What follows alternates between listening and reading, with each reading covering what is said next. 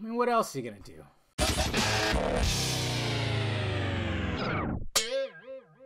What's happening, film friends? Dave the Film Junkie here, bringing you a film review of Jurassic World Fallen Kingdom. Jurassic World Fallen Kingdom, of course, stars Bryce Dallas Howard, Chris Pratt, some Jeff Goldblum in there, some various other cats, and it's directed by J.A. Bayona, whatever. You know how bad I am with names. And of course, we're returning to the park to take some animals off there. Yes, it sounds similar to what's happening in Lost World, but this time there's an actual volcano that is going to erupt. So they're like, hey, we got to get these animals off the park. Hey, Bryce Dallas Howard and Chris Pratt, you want to go back? So of course they go back to help at least get one of the, get some of the species off. Of course, Chris Pratt's character Owen wants to get Blue, the raptor that he befriended and basically became family with in the first Jurassic World movie. He wants to track him down and try to get him off the island. But of course, you got some evil business guys that want to do something else. So what did I think of Jurassic Park Fallen Kingdom?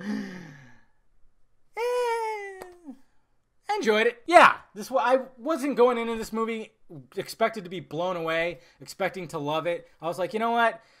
J.A. Bayona, whatever heck, I always say names wrong. As long as he shows me some great visuals, get some intensity in the sequences, I'll be fine with that. And he for the most part gave me that. My gripes is the pacing. Okay, the movie opens up. The opening scene is great. It's absolutely fantastic. Where even Steven Spielberg would go, well done. Very well done. And then once it starts dipping into the story, the pacing just was bugging the shit out of me because it seemed like it was going like it was just somebody was hitting the gas and stopping.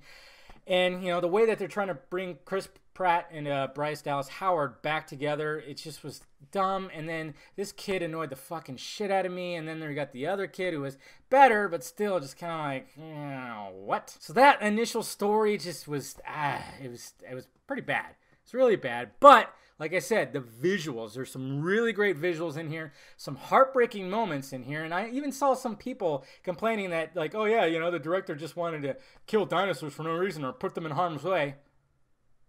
No dinosaurs were harmed in the making of this movie. I assure you. This goes back to the Man of Steel and all the civilians, oh my god. People are now, they're going to be fighting for dino rights before the third one comes out, right? The third Jurassic World. I don't know, I just saw people saying that. I'm like, well, we haven't really seen that, and that's a good thing. That's what was fresh about it, was the fact that these animals were getting hurt, and you actually see the dark side of all that. I mean, you kind of saw a little bit of that in Lost World, but a little bit more here.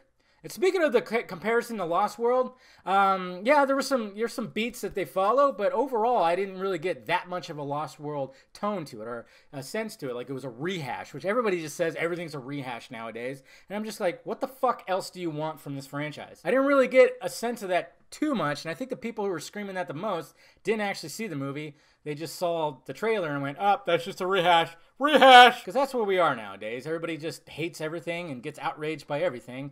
They can't just be like, hey, I enjoyed this part, didn't enjoy this part. Because I'm not going to put this on the wall of favorite movies of 2018 because I didn't enjoy it as that much. Because, like I said, when you get into that initial story, it just, I just couldn't stand it sometimes. And it was just, the jokes were cringy. The way they brought them back was just dumb, stupid one-liners every now and again. And then there was like subplots that were happening. This little girl had a subplot which could have been interesting, but they kind of just went boop.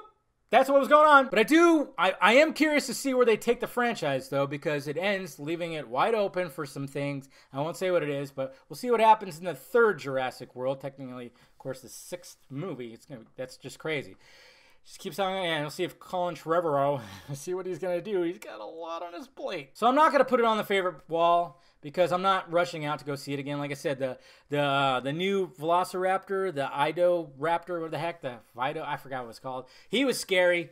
Blue was awesome. He was a hero. He was an all-star. He was badass. I love that relationship. I hope they explore maybe a little bit more of that. I mean, they did a good job of exploring that and showing some past videos with him and Owen, him training and stuff like that. So there's a lot of good stuff in here, but there's just the bad just is frustrating. So there you have it, guys. Like I said, if you're a fan of the other movies, you'll like this movie, okay? For sure. Okay, but if you're kind of hesitant to see it, maybe sit it out. I don't know. It's up to you. I'm not saying that it's a terrible movie, but I'm not saying that it's, oh my God, you got to rush out to see it. I'm just going, it's an enjoyable Jurassic Park movie with some great visuals and some good scares and some good intense moments. That's pretty much it. So let me know your thoughts about it down below if you saw it. Hit that like, thumbs up button if you'd be so kind. Subscribe to my channel. Visit filmjunkie.com for my content. And of course, visit the closet for shirts, scents, stickers. All right, guys? Talk to you later.